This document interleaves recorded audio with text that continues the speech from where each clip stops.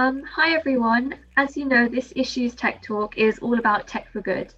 And today I'm really excited to welcome Agne Milukaite. I hope I pronounced that correctly. Um, Agne is the CEO and founder of Cycle.Land, which is a really unique bike sharing platform that is breaking new boundaries when it comes to sustainable transport. So, hi Agne, welcome to Tech Talk. It's really great to have you here. Thanks for Um, having me. Um, so I read that Cycle.Land is one of the top 20 tech for good startup companies to watch out for. So tell me a bit about the company. Why did you set it up and how does it work?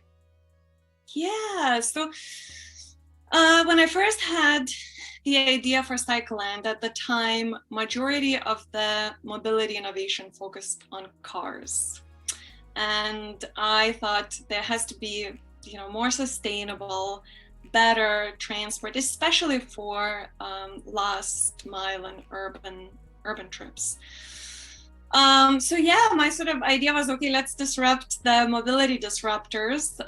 And this was still in 2000, sort of 15, 16 when I had the idea.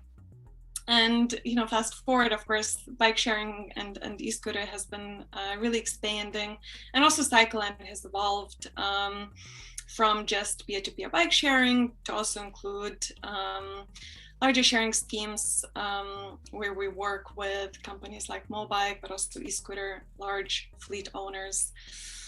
And sort of, the vision and the innovation is to really make it as environmentally friendly, affordable, and empowering for people to get around in urban cities, urban places as possible. So yeah, that's, I guess, in a nutshell. I can tell you more in detail about Cycle.Land if you want, but I think it's a good overview. It sounds amazing.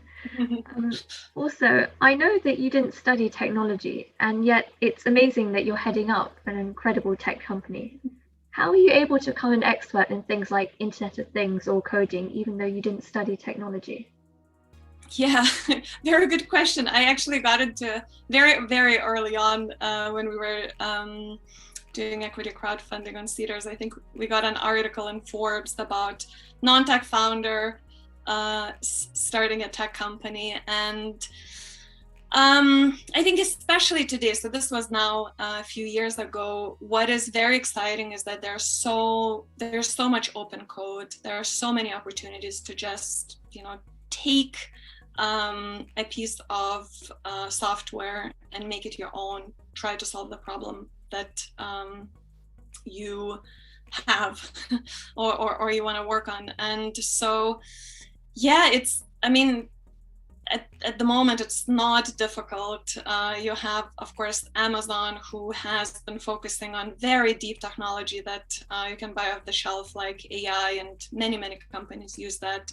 So that's sort of one end of spectrum. And another end is just setting up a simple website where you can use, already existing resources from cheap and sort of easily available to more expensive ones.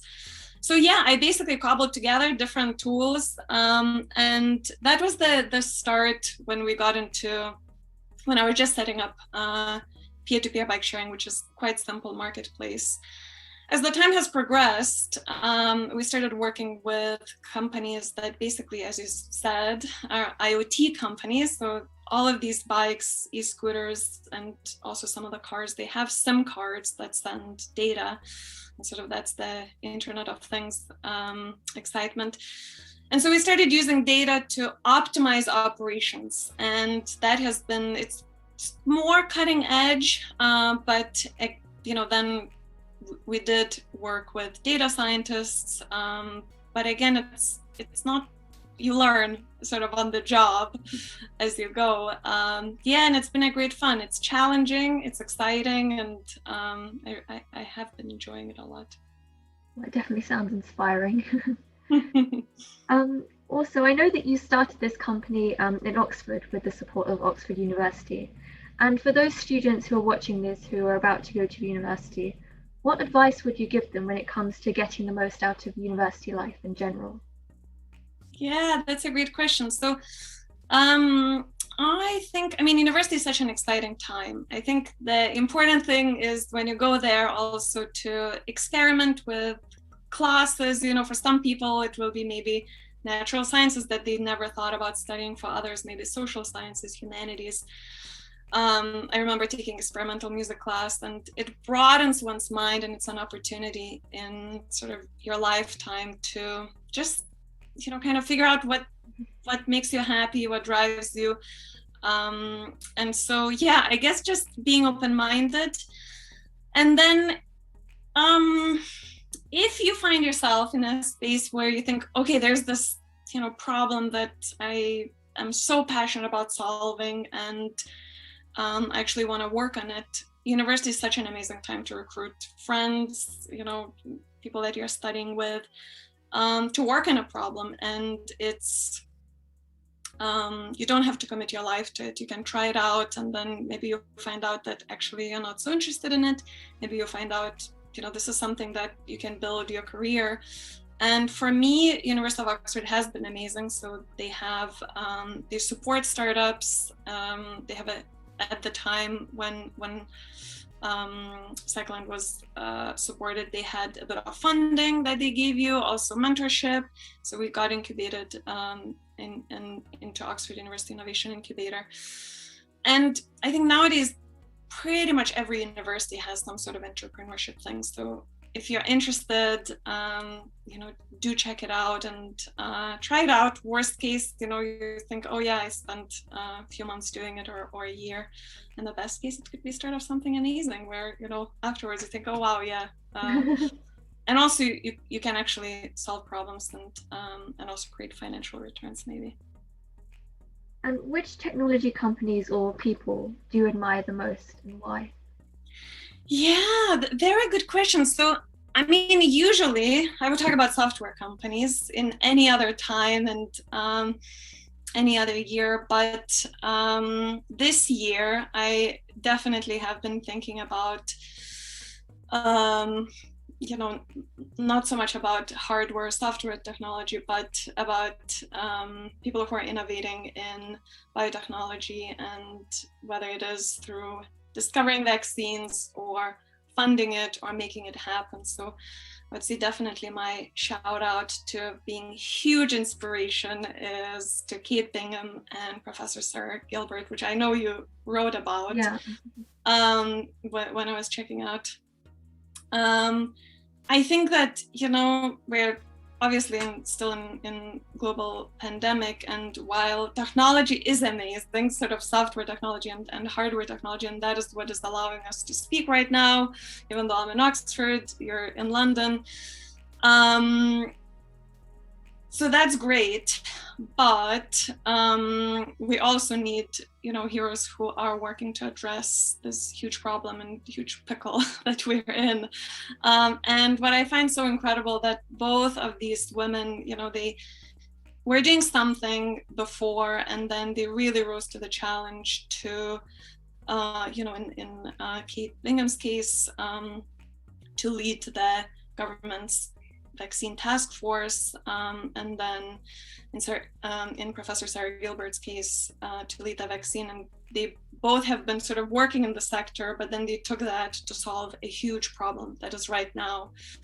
And I mean, that is how startups are. They sort of, there's some problem that they're doing that there is, and then you have to sort of rise to the challenge, and it's very scary, uncertain.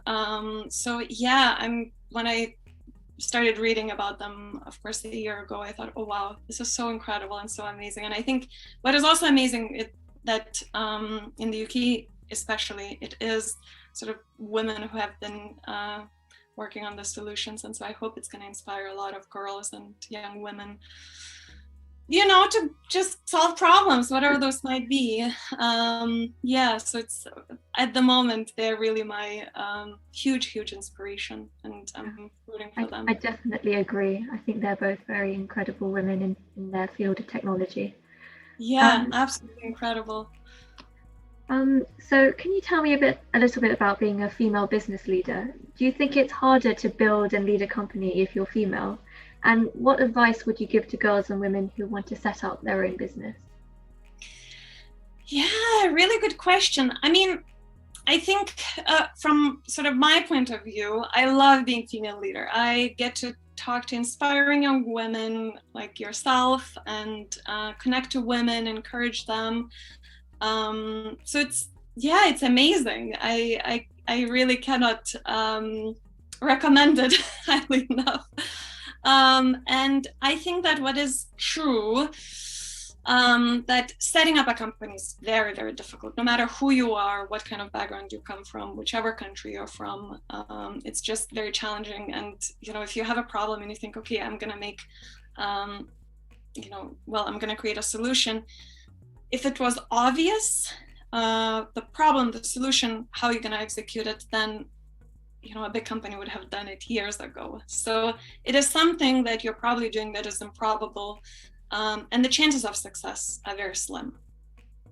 So no matter who you are, it is just very, very difficult and challenging. And in the back of your mind, you have to remember that probably, unless you're very lucky, it's not gonna quite pan out how Google and Facebook panned out. These are very, very rare stories. So that's sort of, is it comforting? I don't know. It's just very, very hard. But that being said, something that, however, we cannot ignore is that, of course, when we look at support that goes to women founders versus men founders, it is different. So in the UK, for every pound that is invested into a company, only 1p goes to all female teams. Wow. And so that's crazy, isn't it? And this is like, I think that the study was done in 2019, but still. And then 10p goes to mixed gender teams, so if you have female and male. And then 89p from each pound that is invested, 89p will go to all male teams. And so that, that's a statistic that as a founder, you cannot ignore, you know that it's there. You can laugh, you can cry about it, you can feel discouraged or encouraged or say, okay, I will overcome it.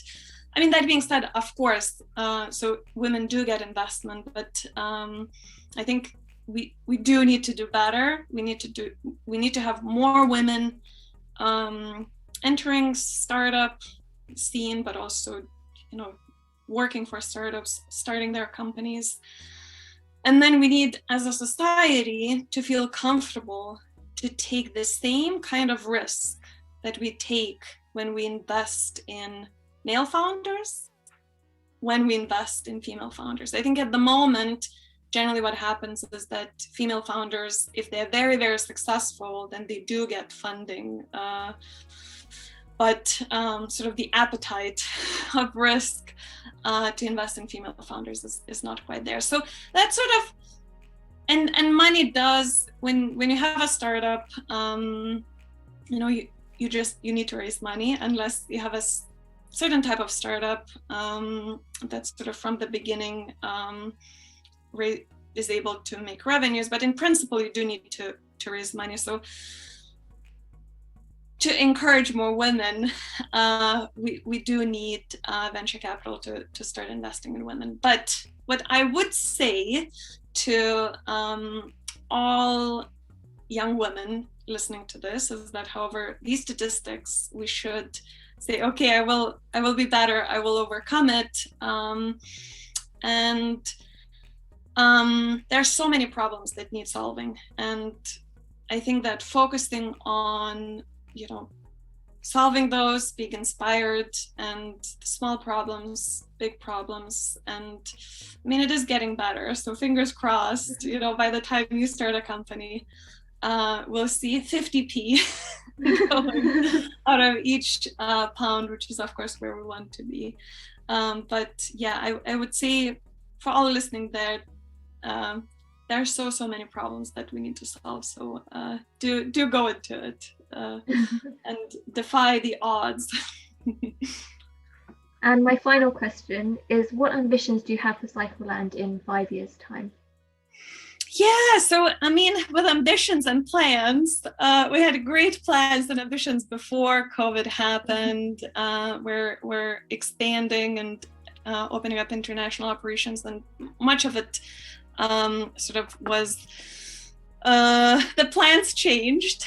So I think that the sort of first thing will be that, you know, we have to make sure that the recovery happens, and then we have to see how people are moving again. I mean, what is good is that there's a lot of talk about more sustainable transport, whether it's, you know, micromobility and sort of bikes, e-scooters, or autonomous cars, electric cars. And for Cycle.Land, we've been quite successful with bikes and e-scooters, and I would love in 5 years' time to say, okay, we also have contributed to autonomous and electric car sharing, and, you know, better transport that does not pollute sort of local air so much, and that is also shared.